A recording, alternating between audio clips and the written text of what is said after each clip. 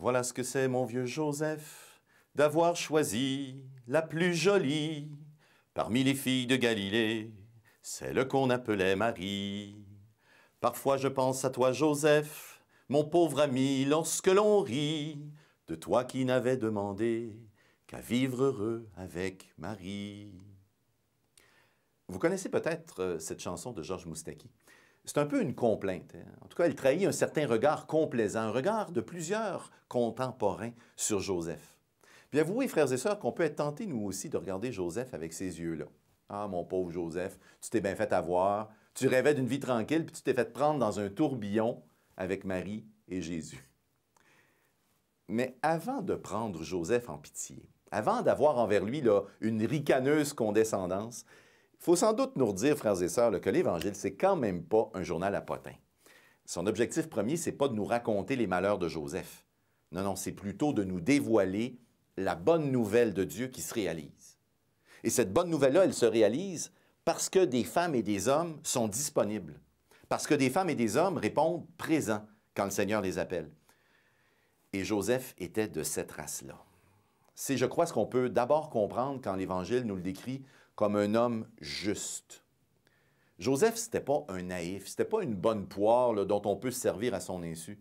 Non, c'était, l'Évangile nous le dévoile, un homme réfléchi, un homme consacré à Dieu. Joseph, en fait, est un peu comme Marie. Regardez dans l'Évangile, quand Marie dit à l'ange, « Voici la servante du Seigneur, qu'il me soit fait selon ta parole », elle n'est pas en train de décider ce jour-là de devenir la servante du Seigneur. C'est pas « Ah, ça me tente bien ». Elle exprime au contraire son être profond. Elle affirme là ce qu'elle a toujours été, ce qu'elle a appris à être. Bien, il me semble, frères et sœurs, que de la même manière, Joseph, lui, a appris à être un juste, et c'est son être profond qui s'exprime, non pas en paroles, mais par ses actions. Et on le sait, être juste dans la Bible, c'est être ajusté, accordé à la volonté de Dieu. Et c'est ce que fait Joseph en apprenant que Marie, sa promise, est enceinte sans qu'ils aient habité ensemble. Alors Joseph cherche à s'ajuster à la volonté de Dieu. Et là, il y a quelques mots de l'Évangile qui nous mettent sur la piste de son débat intérieur. En bon juif, où est-ce qu'on la trouve, la volonté de Dieu? Bien, Joseph la reconnaît et la trouve d'abord dans la loi qu'il a reçue de ses ancêtres. Or, la loi est claire. Tout porte à croire là, que c'est un cas d'adultère. Puis Joseph pourrait se plaindre et répudier Marie publiquement. Mais il semble que Joseph va chercher plus loin. Il cherche à s'ajuster un peu plus encore à la volonté de Dieu, qui est seul juge. Dieu qui, Joseph le sait, agit parfois de manière surprenante dans nos vies. Alors Joseph est tenté alors tout simplement de se mettre à l'écart, de ne pas prendre Marie chez lui sans plus d'explication. Ça va prendre à Joseph une révélation spéciale, une visitation. On parle d'une annonce à Joseph, une annonciation pour trouver le juste chemin à prendre. Ce qui a été engendré en Marie vient de l'Esprit Saint. Prends-la chez toi, Joseph. Donne un nom à son fils. Sois instrument de la volonté de Dieu. Moi, je vous l'avoue, frères et sœurs, si j'avais été à la place de Joseph, cette nouvelle-là, là, que l'enfant vient de Dieu, me semble que ça m'aurait fait sans doute plus paniquer encore que d'apprendre que Marie est enceinte et que ce n'est pas moi le père.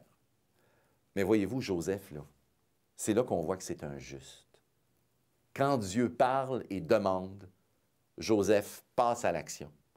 Il s'ajuste à la volonté de Dieu qui lui est dévoilée, advienne que pourra. Frères et sœurs, Joseph est bien un modèle pour nous. C'est vrai, l'Évangile a conservé de lui aucun mot, aucune parole. Il semble muet. Mais la vie de Joseph chante juste en s'accordant sur le Seigneur. Alors que Joseph nous inspire, alors que Noël arrive à grands pas, avec les visites, les appels et les surprises. Oui, que Joseph et Marie nous inspirent. Nous qui avons comme eux à nous ajuster chaque jour à la volonté de Dieu, en discernant ses appels parfois déroutants, en nous laissant désinstaller de notre confort, en prenant nous aussi la route du service de la bonne nouvelle qui est descendu du ciel, le service de Jésus Emmanuel, Dieu avec nous. Joyeux Noël.